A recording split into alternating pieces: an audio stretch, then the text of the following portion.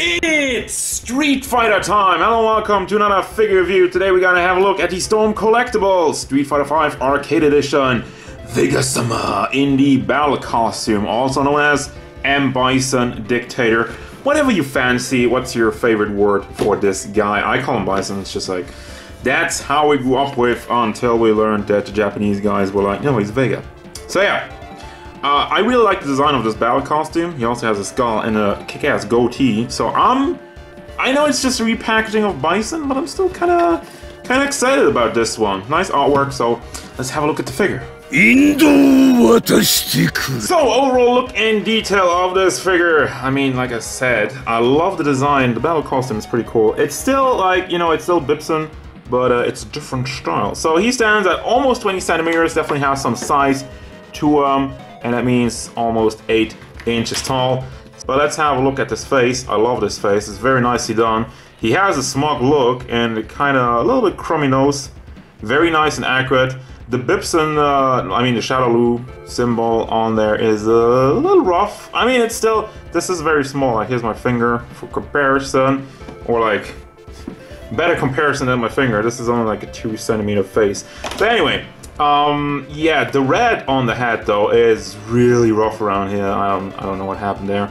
The gold for the most part is nice. Not really that much to complain about there. And the hair is also nicely sculpted. So you got that, and then we got the chains and the big elbow pad. Very nice and shiny, and I especially love the paint job on his shoulder pads, like the skull. You got a nice, really radiant gold, and then you put some black over it. Makes it look kind of dirty. It makes it look more realistic, and that's really nice. But yeah, on the realism, once again, they made like the thick lines around the eyes. I don't. Why do you do that? I mean, it makes the white eyes stand out even more, but it's just kind of weird. He has like eyeliner. But yeah, this is soft plastic, and overall the shoulder pads, they are connected to his shoulders. But you see this just kind of packed in. I think, yeah, it's on. Actually, it does go out. It's already going out, so you can take this out. He does have holes, so. But once again, I mentioned it sometimes. These are really great for customizing. You just so much stuff you can take off if you don't want it, and I can't get this in right now. So let's have a look at the muscle work. Very detailed in the back. He has some big bulky shoulders. I mean, he's huge. Once again, paint job on the zipper over here. That one's not so great. Just going a little bit all over the place, and once again we got the gold over here for his kind of elbow pads, not an elbow pads, like more wristbands, golden wristbands, and some battle damage in it. Only on this part though. Does this one have some too? No. Well, there's one scratch. And the lightning symbol, and his, well, what am I saying? Vest? Not really a vest, more like a robe, which is just kind of held together by this piece, which, I don't know, I think the idea is okay. It just makes this piece kind of stand out weirdly because this is hard plastic, everything else is soft plastic, and as you can tell, this soft plastic stuff obviously is a lot more shiny than the hard plastic, so that's kind of weird, but it's stable also, something to keep in mind. And then he got them big legs and the knee pads with the Shadowloo symbol, once again with a little bit of battle damage. And a nice looking gold. That's really the thing that I like most about this figure. The gold. It looks really nice, flashy, but also realistic. Now for your articulation, starting off with the head. I mean, this one is kind of special. I don't know if the regular Bison had this, but you can actually pull this one up. You can pull it out a little bit. It looks kind of wonky, but it's up to you really to hide it. So then he goes up very nicely. Goes down also a lot. Tilts side to side. And it would go all the way around, but it's really blocked by the color, and I don't want to force it right now, but it works. And even if you push it back in, still get some actually crazy motion, because the entire neck is soft plastic, just like with all the Storm Collectibles. You have this ball on the long pack, and that just kind of goes into the entire skeleton. So this is soft plastic, this entire piece is soft plastic, pushing on his boobs, and the shoulder pads as well.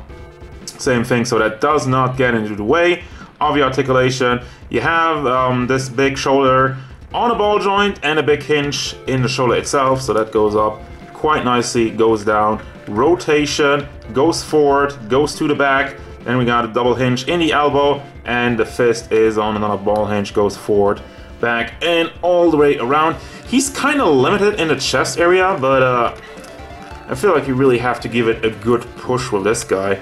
Once again, because of all the soft plastic. He's like soft plastic and soft plastic draped over it, so it does give some resistance, but I suggest just pushing kind of on the chest. So you can get it forward, to the back. You can't. There you go. I guess that's all it does. To the side, and once again, I'm not sure if it would rotate all the way around, but you still get some very nice range for that.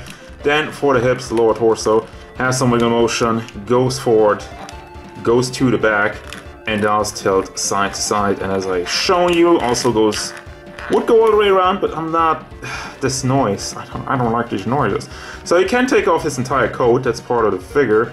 Let me actually do that so I can show you the legs. With the coat, it's obviously more limited. Crotch piece, soft plastic once again. Leg goes forward, kind of a little bit, goes out a little bit in an angle. Goes to the back, does go up, and has some rotation in it.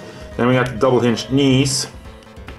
Goes slightly over 45 degrees, and the foot is on a ball, and then we got a hinge in the leg itself. There's the hinge.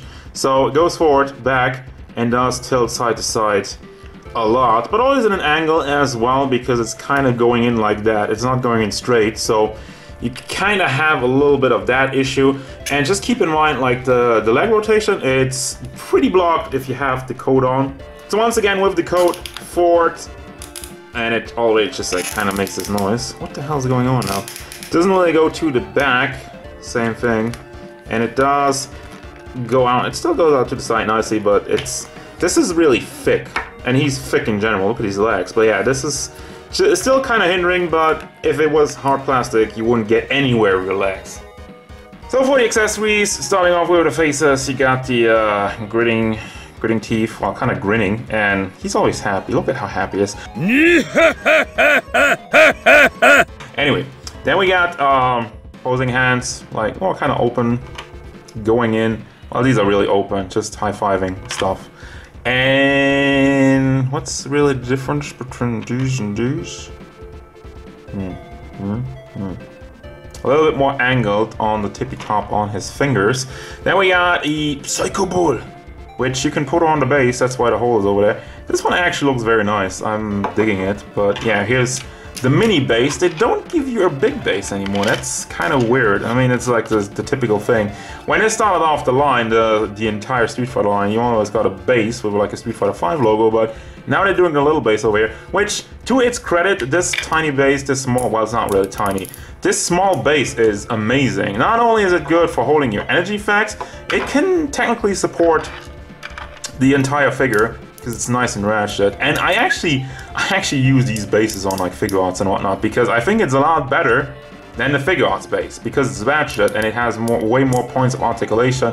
You have a claw, which is also ratchet, so it's really good. It's a really good base actually, in general. And then finally you have this kind of floating cape, well, with a cape once again, rope thingy for like more flying poses. They actually do another piece for this one. I wonder if it's angled differently, but yeah, you get a different piece instead of just recycling it from the old one.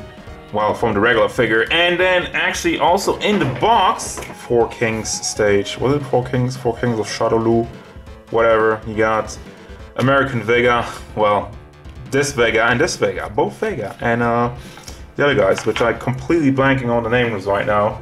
There's a boxer and another guy with a hat.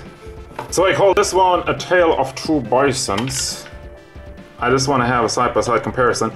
Technically, you could switch out everything. Well, I say technically. How about I try it out?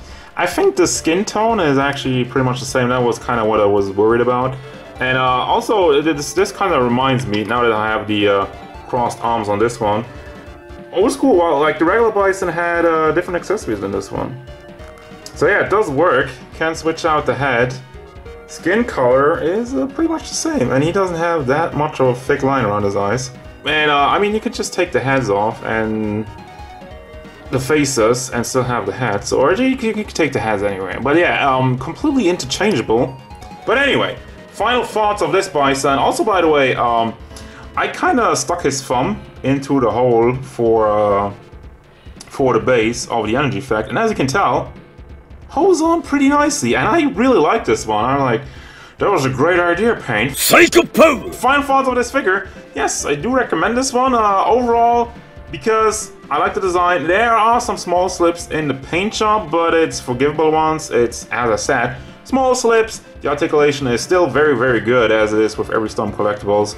If you already have the regular Bison, I don't think this is a must-have, but still, if you want more Bison, if you dig this design, I can 100% recommend this guy because I think he's awesome. To me, it's just worth it. That's gonna do it, guys. As usual, thank you very much for watching. Don't forget, if you enjoyed this review, hit it up with a like and subscribe to the channel so you can stay tuned for more figure reviews, card game stuff, and whatever M.Bison wants. 我がサイコパワーにひれ伏せ